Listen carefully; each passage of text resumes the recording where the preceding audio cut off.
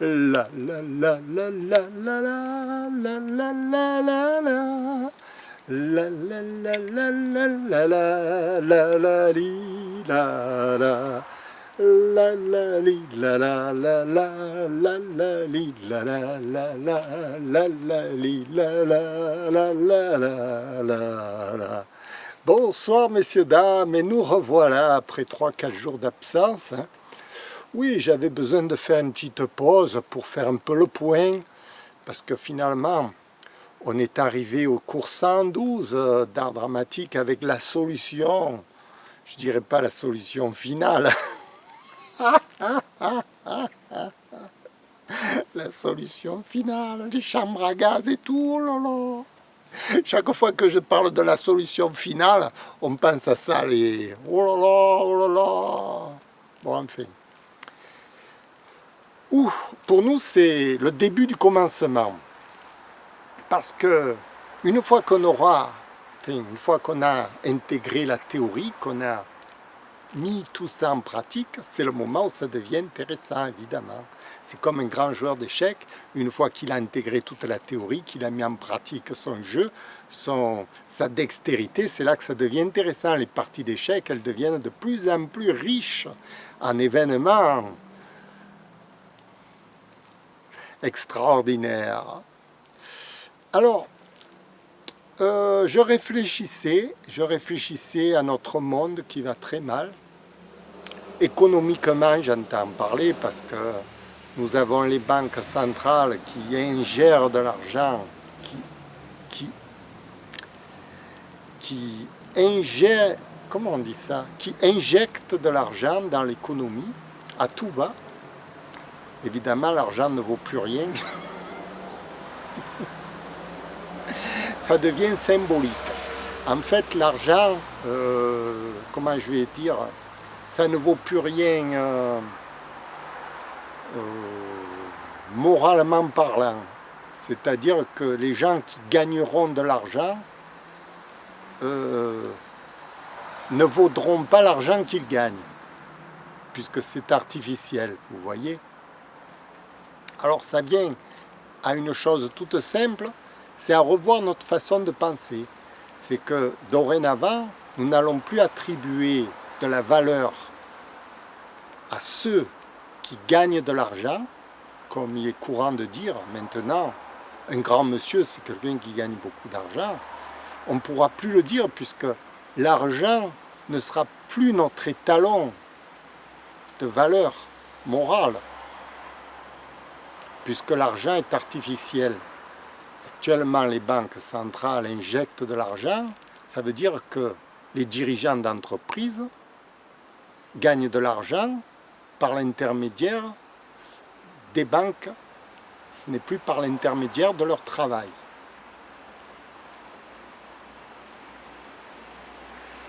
Donc, non plus de mérite à gagner cet argent. Alors, justement, sur quoi allons-nous fonder la méritocratie de l'individu, puisqu'elle ne sera plus basée sur l'argent qu'il gagne. On pourra très bien avoir des milliardaires qui n'ont aucune valeur morale, n'est-ce pas, puisque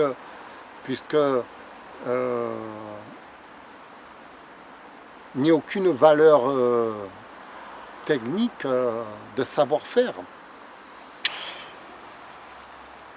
Enfin, je ne veux pas vous faire un cours d'économie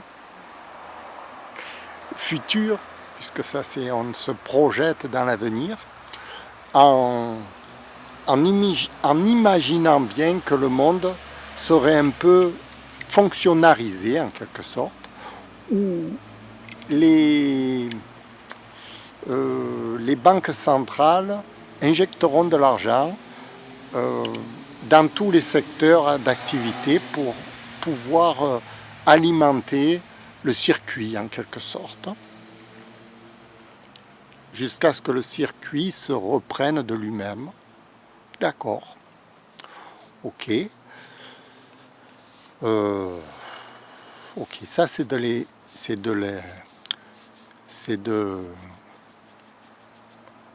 l'économie pure. Et là-dedans, on peut dire que bien sûr, les gens qui travaillent ont beaucoup de mérite, il n'y a pas de doute là-dessus, et tous les gens qui travaillent d'ailleurs ont du mérite, il n'y a pas de doute là-dessus, ils doivent être rétribués à leur juste valeur. Mais enfin, le cours d'art dramatique se situe sur un autre plan. C'est, disons, la valeur morale de l'individu qui est inquantifiable par l'argent. C'est-à-dire une valeur morale dont on ne peut pas attribuer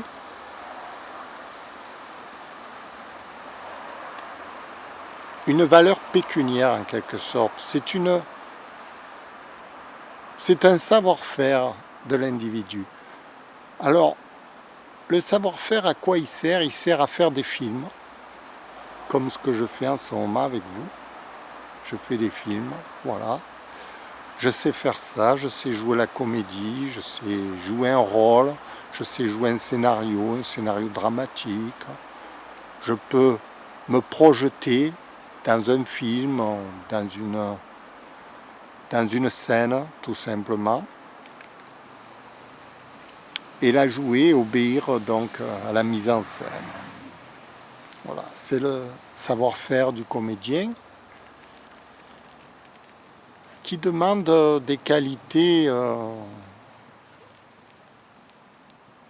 prodigieuses, puisqu'il s'agit de recréer la vie réelle, artificiellement. C'est-à-dire recréer la vie réelle artificiellement. Comme je vous dis là, je suis artificiel et vous avez l'impression que je suis réel. Voilà, ça c'est un bon comédien. Si vous avez l'impression que je joue la comédie ou qu'il y a quelque chose qui cloche,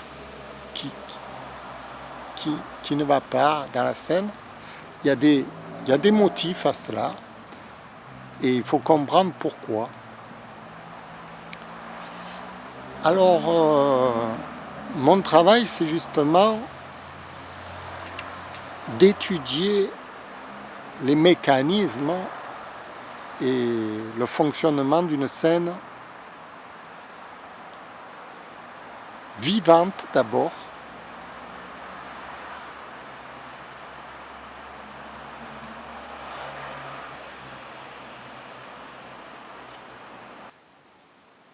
j'ai étudié mon comportement de joueur dans une partie d'échecs. Parce que dans une partie d'échecs, il y a tout.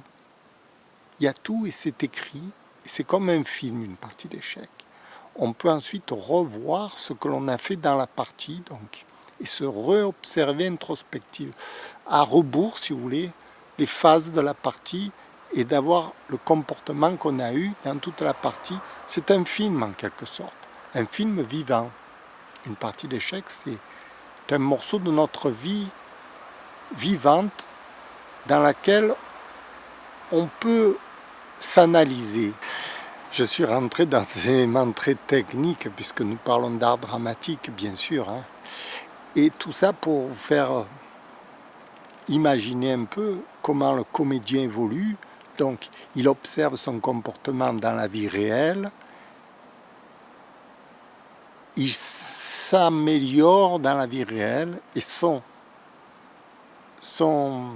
qualités qu'il arrive à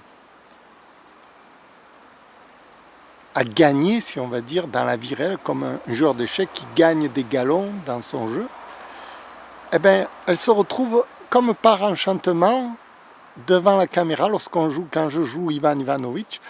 Tout ce que je gagne dans mes parties d'échecs, je le regagne dans ma façon de jouer la comédie.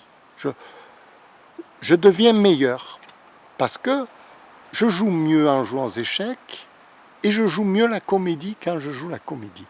En quelque sorte, un bon comédien, c'est pour ça que je vous dis qu'un bon comédien, c'est quelqu'un qui sait aussi jouer bien dans la vie de tous les jours. Sinon, ça ne sert à rien. Si l'art dramatique n'est pas exploitable dans la vie de tous les jours, c'est une science très restreinte, qui serait restreinte juste au spectacle, alors que ce n'est pas ça du tout. Hein? L'art dramatique doit être exploitable dans la vie de tous les jours. Enfin, moi, je l'exploite. Hein?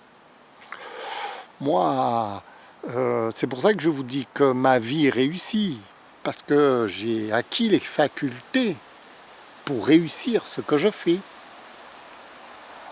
Quand je fais une scène, par exemple, je décide de faire une scène, bon, je fais la scène, là, devant vous, je la fais, elle est réussie, ma scène. Vous comprenez tout ce que je dis. Ben, dans la vie, c'est pareil. Si, par exemple, je décide de réparer un tuyau de plomberie, ben, je vais réussir mon coup. Comme par magie, ça se retransmet, vous voyez, c'est parce que c'est une dextérité inconsciente. Là, ce que je fais devant vous, c'est inconscient. Et dans la vie de tous les jours aussi, c'est inconscient. Quand je vais conduire ma voiture, ce sera inconscient, mais je vais bien la conduire, ma voiture. Aussi bien que ce que je conduis là, le film avec vous.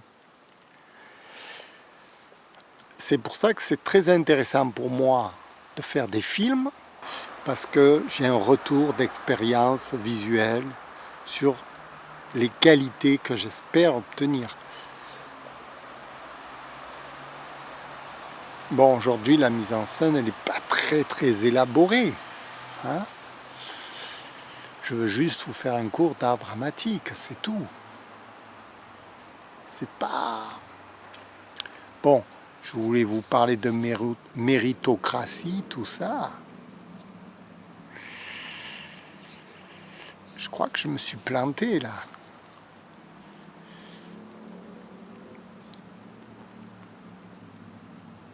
Mais enfin, planté, pas tout à fait. J'essaye de vous emmener sur mon terrain.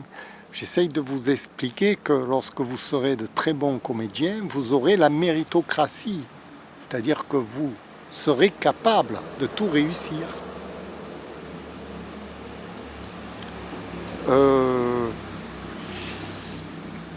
C'est pas négligeable quand même, quand on peut tout réussir dans la vie. Amour, famille, argent, travail. Qu'est-ce qu'il veut de plus, le peuple? L'argent, c'est secondaire. Hein? Si vous réussissez l'amour, votre travail, votre famille,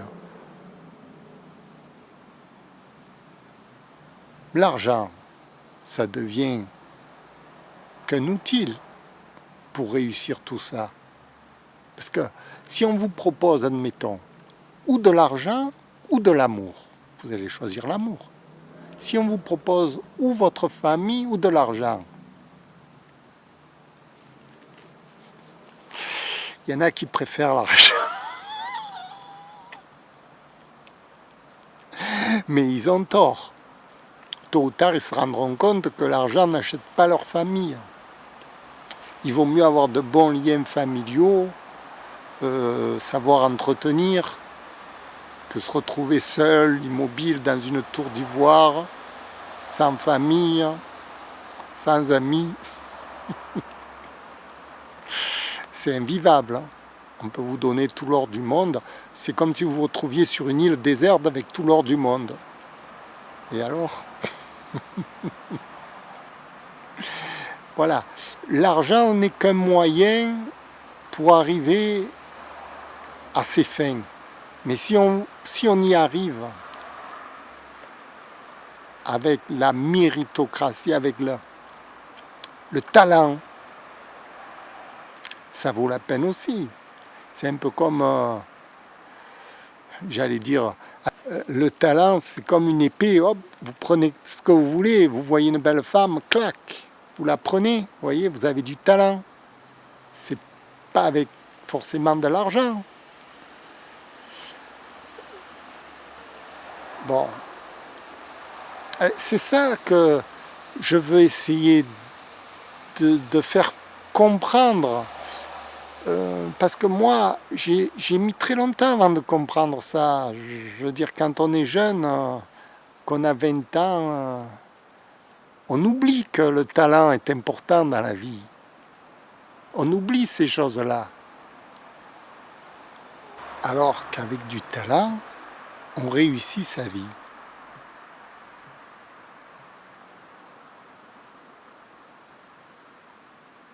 Parce que vous voyez, quand j'étais jeune footballeur, je voulais devenir comme Platini, comme Zico, comme Platini, comme Pelé, comme Battenet, comme les grands joueurs de l'époque. Et je m'entraînais. Oh, je me suis entraîné.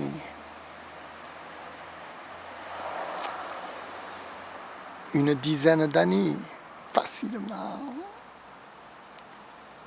J'ai joué 20 ans au football, je me suis entraîné. Bon. Mais à la fin de ma carrière, j'avais du talent. C'est ce qui m'a donné la récompense de tout l'entraînement que j'avais fait. Si je n'avais pas eu le talent à la fin de ma carrière, j'aurais regretté de m'être donné tant de mal pour rien, arriver à rien. Et là, c'est un peu pareil. Je joue la comédie, je sais que j'ai du talent. J'ai du talent. Je pleure, je ris devant la caméra. Je suis naturel, je fais ce que je veux. Je me mets en scène, je fais rire, je fais des blagues, je fais faire ce que je veux. J'étais pas comme ça. Il m'a fallu 20 ans de travail avant d'arriver à ça. Ça vous paraît rien, 20 ans? 1990 à 2020, 30 ans, quoi, 30 ans. Je compte plus 20 ans, 30 ans. 30 ans de travail pour arriver à ça, à ce que je fais devant vous, la naturalité des choses. Bon, vous allez dire c'est de la prétention.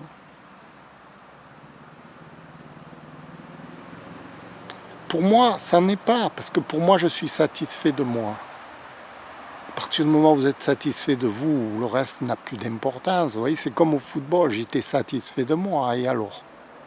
J'étais content de ma carrière. Voilà, là c'est pareil, je suis satisfait de moi. Il faut voir les efforts que vous faites. Au début, c'est comme si vous étiez au fond d'une mine. Pendant des années, vous travaillez tous les jours au fond de la mine et vous n'en voyez pas le bout, et jamais le bout, et jamais le bout.